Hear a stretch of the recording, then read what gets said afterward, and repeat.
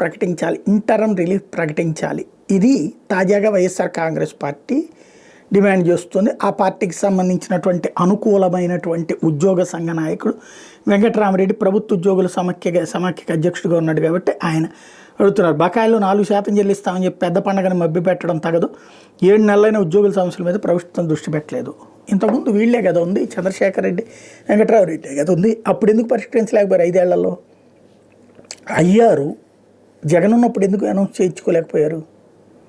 చంద్రబాబు నాయుడు అయ్యారు అనౌన్స్ చేసేళ్ళాడే, 20% చేశాడు ఆయన, దిగిపోతా కూడా.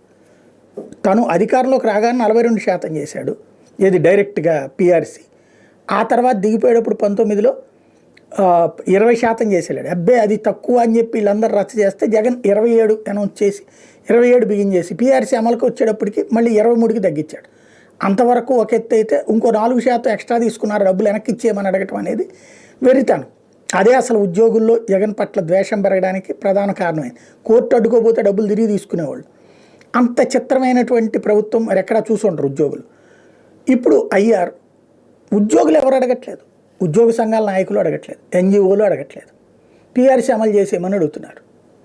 కాబట్టి ముందు ఉద్యోగులలో ఇంకా జగన్ పట్ల పాజిటివ్ ఏమీ వచ్చే సందర్భం కనిపించట్లేదు. ముందు అది గుర్తుపెట్టుకోవాలి.